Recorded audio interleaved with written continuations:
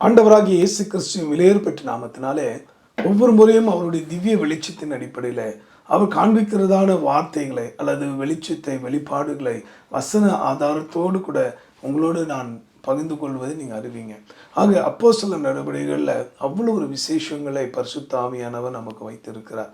இப்பொழுதும் கூட அவன் பிரயாணமாய் போய் என்ற அவன் வார்த்தையில தான் பல ரகசியங்களை கத்த காண்பித்து கொண்டிருக்கிறார். இன்றைக்கும் கூட இந்த செய்தியை கேட்கிற அன்பர்களே, உங்கள் பிரயாணம் எத்தன்மை கொண்டது, நீங்கள் எதை நோக்கி பிரயாணப்பட்டு கொண்டிருக்கீங்க என்கிறதான பல கேள்விகளுக்கு பதிலை நாம் கத்தர் இந்த அப்போஸ்தலர் நடவடிக்கைகள் மூலமாய் நமக்கு காண்பித்து கொண்டிருக்கிறார். இப்பொழுதும் அப்போஸ்தலரின் புஸ்தகத்தில் 9ஆம் அதிகாரம் 3ஆம் வசனத்தை வாசிக்க கேட்போமா?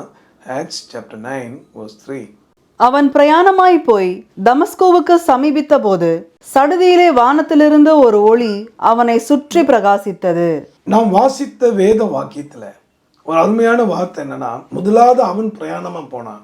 ஆனா அவன் பிரயாணத்துல சர்வ வல்லவர் தலையிட ஆரம்பித்தான். அதோட விளைவுதான் அவன் தமஸ்குக்கு சமீபித்த போது நடந்தது என்ன? வானத்திலிருந்து ஒரு ஒளி சடுதியா அவன் மேல் வந்து பிரகாசித்தது. இன்றைக்கும் கூட எதிர்பாராத சம்பவங்கள் நடைபெறுது உங்கள் குடும்பத்தில், இல்லையா? நீங்கள் எதிர்பார்த்த அளவுக்கு சில காரியங்கள் உங்கள் குடும்பத்திலேயோ இல்லற வாழ்க்கையிலோ அல்லது வியாபாரத்திலோ நடைபெறாதபடி சில தடைகள் இருப்பதை நீங்கள் உணர்றீங்க. ஆனால் இங்கே சொல்லப்பட்டிருக்கு, இவன் போன நோக்கம் கொலை வெறியோடு சென்றான். எப்படியாயிலும் ஒரு அழிவை உண்டு பண்ணணுன்ற எண்ணத்தோடு போனான். ஆனால் அவனுடைய ஆத்மாவில் அவனை நரகத்துக்கு கொண்டு செல்லக்கூடிய அனைத்து துர்க்கிரிகளை அழிக்க தேவாதி தேவன் அவன் வாழ்க்கையில் தலையிட்டார். இன்னும் ஒரு அற்புதம் பார்த்தீங்களா? இன்னைக்கு இந்த செய்தி நீங்கள் கேட்பது கூட எதிர்ச்சியாக நீங்கள் கேட்குறீங்க. இந்த வார்த்தையை தற்செயலாக நீங்கள் எதிர்பாராம நேரத்தில் இந்த வார்த்தை உங்களை சந்திக்குதுன்னா காரணம் என்னன்னா, உங்கள் மேல் அக்கறை உள்ள ஒரு தேவன் ஒருத்தர் இருக்கிறார். இன்னைக்கு யாரோ இந்த மேலே அக்கறைப்படலை, இவங்க அக்கறைப்படுவாங்க பார்த்தோம், அவங்க நம்மோடு இருப்பாங்க பார்த்தோம், எல்லாரும் போயிட்டாங்களே என்று சொல்லி நீங்கள் கலங்கி கொண்டு இருக்கிறீங்க, வீணாக புலம்பி கொண்டு இருக்கிறீங்க.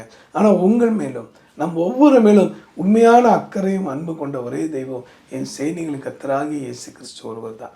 இந்த தேவனாகிய கர்த்தர் தான் உங்கள் மேலே தமது ஒளியை பிரகாசிக்க பண்ண விரும்புகிறார். கடந்த முறை நாம் சிந்தித்த போது ரட்சிப்பு என்கிற ஒளி அவன் மேல் பிரகாசித்தது என்று சொல்லப்பட்டது, இல்லையா?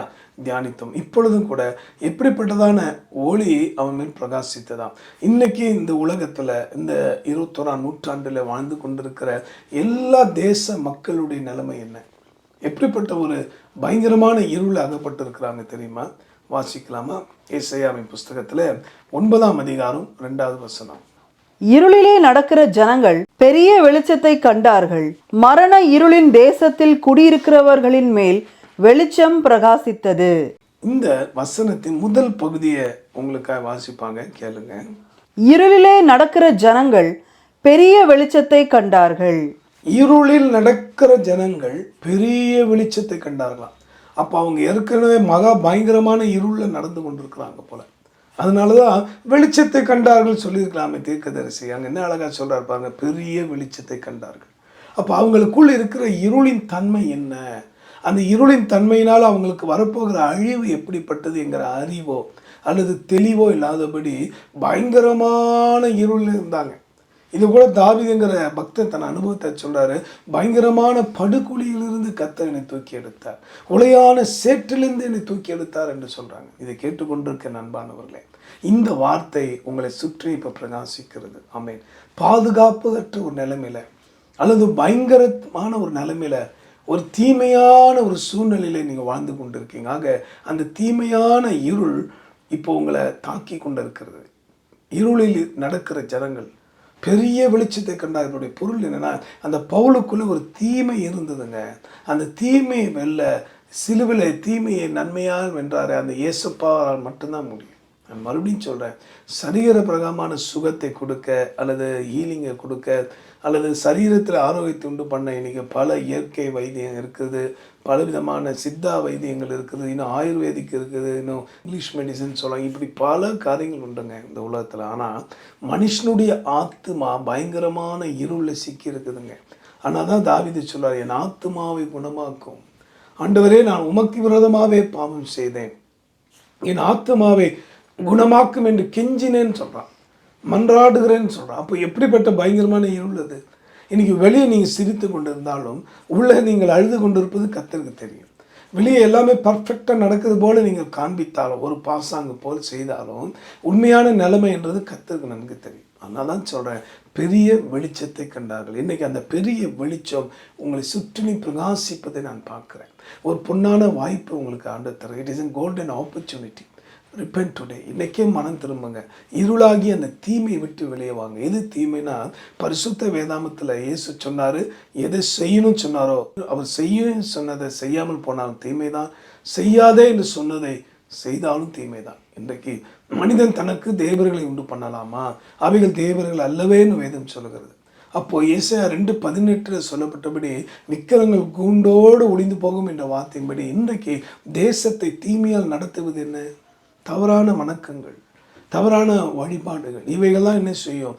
தேசத்தின் தலைவர்களை, அதாவது அவர்கள் சார்ந்திருக்கிற ஜனங்களை, மக்களை நாசப்படுத்தும். அதனால் இன்னைக்கு தீமையை விட்டு விலகி வர தேவனுடைய ஒளியாகிய அந்த உதவிங்கிற அந்த ஒளி, அந்த ஒத்தாசைங்கிற வெளிச்சம் உங்கள் மேல் பிரகாசிப்பதை நான் பார்க்குறேன். தயவு செய்து தேவனாகிய கர்த்தர் நமக்கு தருகிற இந்த நல்ல வாய்ப்பை, இந்த நல்ல உதவியை உதாசீனப்படுத்துறாதீங்க. Do not neglect the help from the almighty.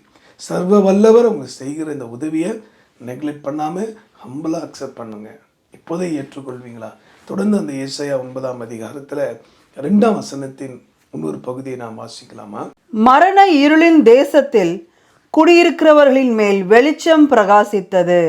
மரண இருளின் தேசம் ஒரு தலைப்பே கொடுத்திருக்கிறார். ஆனால் ஏசாயாவில் சொல்லப்பட்டிருக்கு, நீ சத்திய நகரம் என்றும் நீ அழைக்கப்படுவாயின்னு போட்டிருக்கு. ஆனால் இன்னைக்கு இங்கே என்ன சொல்லப்பட்டிருக்கு? மரண இருளின் தேசத்தில் குடியிருக்கிற ஜனத்தின் மேலே வெளிச்சம் பிரகாசித்தது. அன்பானவர்களே, அந்த பவுலுடைய வாழ்க்கையில் பார்த்தீங்கன்னா அவனுடைய ஆத்துமா மரித்து போயிருந்தது. அவன் ஆவிக்குரிய மரணத்திலே காணப்பட்டிருந்தான். மரண இருளின் தேசத்தில் குடியிருந்தான். யார்? பவுலுங்கிற மனுஷன். ஆனால் தான் அப்போஸ்தலர் 9:3 வாசித்தபடி அவன் பிரயாணமாய் போனான். எப்படி போனான்னா, மரண இருளின் தேசத்தில் இருந்தே பிரயாணப்பட்டு போயிருந்தான். ஆனால் அவன் மேலே வெளிச்சம் பிரகாசித்தது. சடிதியாக வானத்திலிருந்து ஒளி அவன் மேல் பிரகாசித்தது என்று பார்க்குறோம். இன்றைக்கும் கூட ஒரு அற்புதமான வாய்ப்பை கற்று தருகிறார். நீங்கள் மரணத்தை நோக்கி அல்ல, நித்தியத்தை நோக்கி, நித்திய ஜீவனை நோக்கி பிரயாணப்பட தேவன் விரும்புகிறார். அந்த வெளிச்சம் மரணத்துக்கு எதிர்மாறு என்ன? ஜீவன். பாவத்தின் சம்பளம் மரணம் தான், ரோமரில் வாசிக்கிறோம் இல்லையா?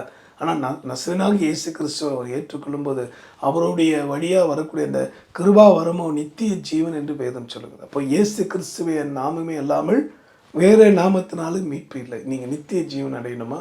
If you want to enjoy the life for ever and ever, eternal life, நித்திய வாழ்வில் பங்கடையணுமா? இது ஒரு அருமையான வாய்ப்பு. இன்றைக்கி நீங்களும் நானும் முதலாவது மரண இருளின் தேசத்தில் குடியிருக்கிறோம் என்கிற அந்த அறிவை பெற்றுக்கொள்வோம். இன்றைக்கி எவ்வளோதான் உலக ரீதியான புண்ணியங்கள், தான தர்மங்கள் செய்தாலும் அது நம்முடைய பாவத்தை மன்னிக்க முடியாது. அவைகளை செய்யுங்க. ஆனால் பாவத்தை மன்னிக்கிற அதிகாரம் இயேசுக்கு மாத்திரம் உண்டு. இயேசுவின் ரத்தம் சகல பாவங்கள் நீக்கி நம்மை சுத்திகரிக்கும் சொல்லப்பட்டு. ஆக தயவு செய்து நீங்கள் ஜீவ வழியில் நடக்கிறீங்களா, இல்லை மரண இருளில் பள்ளத்தாக்குதில் வாழ்ந்துட்டுருக்கீங்களா? தீர்மானிக்க வேண்டியது நீங்கள் தான். மறுபடியும் சொல்ல, யார் இருளை விரும்புவாங்க? ஒருவருக்கும் பிடிக்காது. வெளிச்சத்தை நாடுகிற பிள்ளைகளே, மகிழ்ச்சி என்கிற வெளிச்சம், சந்தோஷம் என்கிற வெளிச்சம், அல்லது நித்திய வாழ்வை குறித்த நம்பிக்கைங்கிற வெளிச்சம் அன்றைக்கி பவுல் மேல் பிரகாசித்தது போல இந்த செய்தி கேட்டுக்கொண்டிருக்க, இதை தேவனுக்காக நாம் மகிமைக்காக ஷேர் பண்ணி கொண்டிருக்கிற அத்தனை இனமொழி பேசும் மக்கள் மேலும் இந்த வெளிச்சம் பிரகாசித்து கொண்டிருப்பதை நான் பார்க்குறேன். இந்த வார்த்தையின்படி தேவன் உங்களை வழி நடத்த வல்லவராக இருக்கிறாக. பெரிய வெளிச்சத்தையும் கண்டார்கள், வெளிச்சத்தையும் கண்டார்கள். அந்த ரெட்டிப்பான நன்மையை கர்த்தர் என்று உங்களுக்கு தர இருக்கிறார். இந்த திவ்ய வெளிச்சம்தான் அன்று பவுல் மேல் பிரகாசித்தது. நம்மேல் பிரகாசிக்க, நம்முடைய தேசத்து மேல், நம்முடைய வீட்டார் மேல், நம்முடைய இனஜன பந்துக்கள் மேல், நம் கூட பிறந்த அனைவர் மேலும் இந்த தெய்வீக ஒளி பிரகாசிக்க கர்த்தரை நோக்கி மன்றாடி கேட்போமா? அன்புள்ள ஆண்டவரே, இந்த வார்த்தையின்படியே கர்த்தாவே, வியாதிங்கிற இருளிலே வாழ்கிறவர்கள் உண்டப்பா. இன்னும் மரண தேசத்தில் குடியிருப்பது போல எப்பக்கம் திரும்பினாலும் தீவிரவாதமும் பயங்கரமும் வெடி சத்தமும் வேதனைப்பட்டு புலம்பி கலங்கி கொண்டிருக்கவங்க பிள்ளைகளுக்கு கர்த்தர் நீ வெளிச்சத்தை தருவீராக. மகிழ்ச்சி, சந்தோஷம், ஆண்டவரை விடுதலையின் வெளிச்சத்தை தந்து ஆசீர்வதியும். பவுலை சுற்றி அந்த வெளிச்சம் பிரகாசித்தது போல இந்த வார்த்தையை நம்பிக்கையோடு கேட்ட அத்தனை பேருடைய குடும்பங்களையும், அவர் செய்கிற வியாபாரங்கள், செய்கிற வேலைகள், இவங்க இருக்கிற தேசத்தில் அந்த வெளிச்சம் பிரகாசிக்கட்டும். கர்த்தருடைய ஆவியானவரே கிரியை செய்யும் அப்பா. மனதுருகி ஒவ்வொரு தொட்டு ஆசீர்வதியும். இதை வாஞ்சியோடு பிறகு ஷேர் பண்ணுற யாவரையும் பிரமாண்டமான உங்கள் தெய்வீக ஆசீர்வாதம் என்கிற வெளிச்சம் அவர்களை மூடட்டும், காத்துக்கொள்ளும். ஜீவாதிபதி பேசும் தெய்வம் இயேசு மூலமாய் வேண்டி மண்டாடுகிறோம் எங்கள் நல்ல பிதாவே, ஆமேன். கர்த்ததாமே இந்த வார்த்தையின்படி உங்களையும் உங்கள் குடும்பத்தையும் உங்கள் அருமையான ஊழியத்தையும் நீங்கள் வாஞ்சியோடு செய்கிற உங்கள் ஒவ்வொரு வேலைகளையும் கையின் பிரயாசங்களையும் அற்புதமாய் ஆசீர்வதிப்பாராக. ஆமென்.